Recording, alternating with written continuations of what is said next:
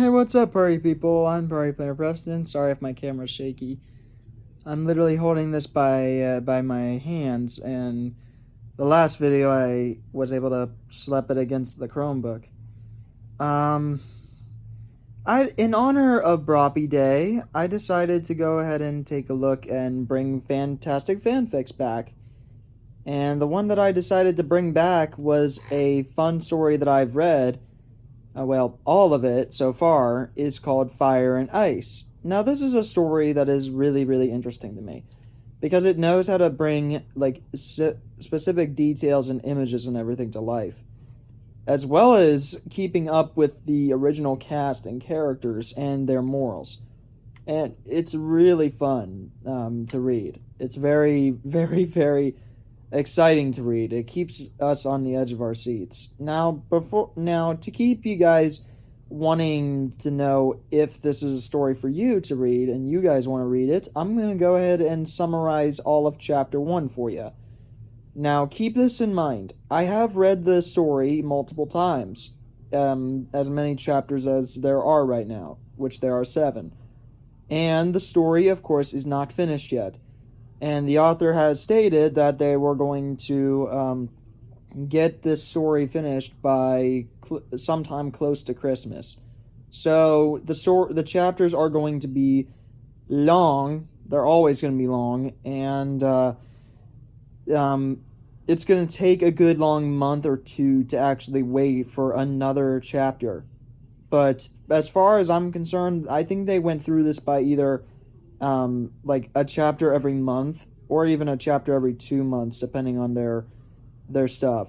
It turns out that what I'm looking at right now is that this was published on December 7th of last year, and I think they went by like every 2 months, I believe. I don't know. Because there are only 7 chapters, and the last update was August 23rd, which was about 1 month ago. Yeah, pretty much 1 month ago, since today is the 21st. Anyway, of course, the author, Autumnal Troll, is actually someone who never wrote Troll's material, but they decided that they were going to give it their all in the story, which makes me happy because it's better than people that are not trying at all. I better just go ahead and narrate it for you. This ought to be fun. And I'll try my best. A lot of the stuff that I'm going to tell you is all the important details in Chapter 1, and they're all going to be done by memory. And after I summarize Chapter 1, I'm going to tell you my thoughts of the story and what to expect going forward if you decide to go. Anyway, let's get started. It starts out with pretty much Poppy looking for stuff in the closet, with Smidge by her side, and Poppy ends up finding her mother Primrose's ice skates. Of course, Smidge also has been wondering exactly what Poppy is planning on doing with the skates and who made them. Of course, Poppy said that sorry, I keep stuttering. is that her dad Peppy made the skates, and that the thing was that her mother Primrose made a tradition that on the night of the first full moon she would do this like ice skating routine that would happen when the ice lilies bloom, and with enough holiday spirit, the ice lilies will like spray or like cast the like rays of colorful light that will pretty much go like fireworks, as the fan fiction says. And then they create these big explosions that create something called kaleidosnowflakes, which are snowflakes that have different colors and shapes. And apparently, according to the fanfic, if you catch one on your tongue, they're the most delicious frozen treat you'll ever indulge in. I'm not kidding. That's exactly word for word. So of course, Smidge wants to have Poppy do the tradition and everything, but first they gotta try on the skates. Well, Poppy does anyway. She tries them on and they fit perfectly. And then Poppy goes out in the cold and tells her dad that they're going to bring back the tradition. Of course, he's very smitten with this and is actually pretty happy with it, and is totally down for having Poppy do this. Except for one big problem. It's that Poppy doesn't know how to skate. And she basically asked this, oh, how hard could it be, or something like that, statement. And it was actually pretty hard, because she keeps on falling, and she keeps on bruising herself, and she keeps on stumbling. Of course, afterwards, she's able to somehow get better, of course, but that was short-lived because of the fact that she keeps going faster and everything, and she can't really stop herself, so she ends up bracing for impact and hits a snow-covered thorn bush. And Poppy, of course, is saved by our favorite character, Branch. And, of course, Branch ends up saving her, of course, and then he ends up asking what the idea was and what the tradition is and why she's ice skating. Poppy tells him the tradition, and Branch is actually pretty okay with it. In fact, he really thinks it's beautiful. Of course, with Poppy explaining explaining the rule, like the signature moves. According to this, it's mostly twirls and toe touches, but they have jumps, which are loops, with toe loops, luts, and a butterfly spin, which is not going to be easy. And Branch, of course, knows someone that can skate. And before he can tell her who it is, which is very obviously Branch, because the story has to have a Broppy in it, Branch decides to take Poppy back to her bunker to take care of her bruises.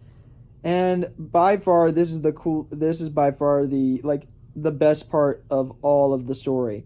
It is basically something like this. I'll read the line to you and I'll explain it. Her puzzled expression slowly morphed into a grateful smile as she relaxed in his hold, cheek nestled against his shoulder. I love this part. I love that, because it brings specific details to life to the point where you can visualize it clearly. Like, everyone can just visualize it just from what I read. It's really, really fun. Sorry, I have an itch. Anyway, Branch takes Poppy back to the bunker, and he basically goes and gets a bunch of stuff. He puts a cloth with warm water on her bruises, and then brings out some orange liquid called healing salve, which is very cool. And then Branch finally tells Poppy who the skating coach will be. Of course, it's Branch, because of the fact that his grandma used to take Branch ice skating all the time, or Branch would have his grandma watch him skate. And since we know that Branch's grandma died from getting taken by a Bergen, and then unfortunately eaten, it kind of comes off as very sad. Now, of course, with that, they just start to rest for now, and that Branch decides that that Branch is going to that he is going to teach Poppy the best that he can, and that it's going to take a lot of practice, and that they're not going to get it on the first try, and that they're not going to be able to cover everything that Poppy may want to, since they're crunched for time, and that they'll be happy to go for it. Poppy would hug Branch if she weren't in so much pain with the bruises, or the fact that she has the healing salve on. And it's basically just going to start out with just letting the healing salve heal and going through the fundamentals when they start with the skating. And then they decide that they're going to go ahead and start in the morning, and that it'd be okay as long as the healing salve works and it's not bruised and everything. And that is pretty much chapter 1. I hope you enjoyed. But seriously, I do recommend reading chapter 1 yourselves, as well as all the other chapters. Something that's really cool about stuff like this is stories like this is the fact that if you miss out on a single chapter, you miss out on all the important details of the next chapter. Like, if you miss out on all of chapter 3, then you'll never know what the argument between Poppy and Branch is later in Chapter 4, which I'm not going to spoil for you. If you don't know the details of Peppy's story in Chapter 4, which I'm also not going to spoil, then you won't know the powerful details of Chapter 5, which I'm also not going to spoil. Of course, of course, Branch ends up saying the important details of Peppy's story in Chapter 4 within Chapter 5, but it's not really as powerful as when Peppy said it, because Peppy puts detail into it. Of course, a lot of the story keeps you very hyped about what's going to happen next, and keeps you worried about, oh my god, is this going to happen, or is it not going to happen, or is there a clear and constant danger that's going to happen, and stuff like that. And that is the best. I really do have to thank Autumnal Troll for writing this story. It's kept me waiting so much. It's kept me reading a ton. And I'm really excited to see exactly where stories like this go in the future. And I can't wait to see exactly how Autumnal Troll is going to end it. It's going to be a long time before she ends it, but I'm excited to see how she's going to end it. Assuming that Autumnal Troll is a she. I don't know. But Autumnal Troll is very good with the story. It's pretty exciting. I'm really proud of the story. I'd continue reading it even if they just wrote like a bunch of epilogues. But seriously, if one of the chapters leads to a Broppy proposal, I'm gonna scream.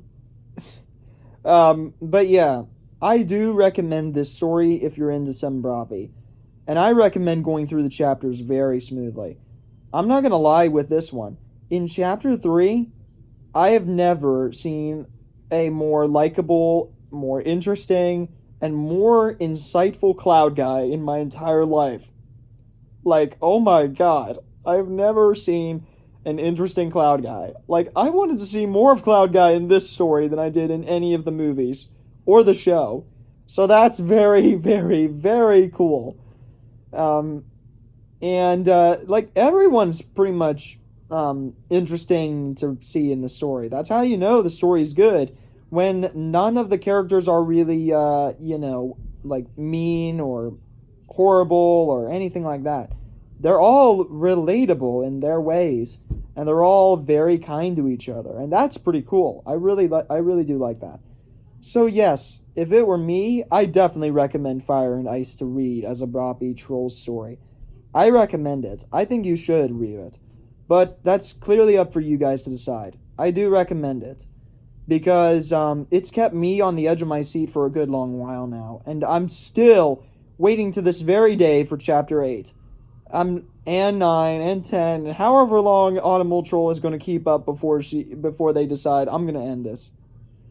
Now, knowing that we're at September now, and they said they were going to have this end by like close to Christmas, we don't really have too much left to go. But we've still got a good long while to go. Since the chapters are extremely long, of course you're going to have to wait a good long while. But the wait is totally worth it for every single chapter. Because every chapter delivers.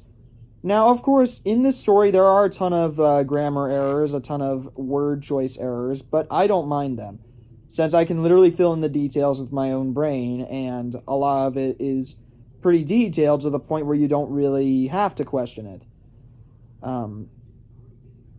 That doesn't mean the story is necessarily perfect, but it's definitely a great story.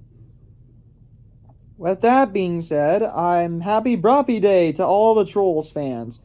And have a happy relationship, Poppy and Branch. I know you two are going to make an amazing couple, and you probably already do. And I cannot wait to see Poppy and Branch in Trolls World Tour. And Season 8, if Netflix decides to renew it. Come on, Netflix, we really need it. Anyway, I'm Party Planner Preston, and yeah, I guess I do this stuff so you are interested, and you get to decide what to do with it. Bye-bye!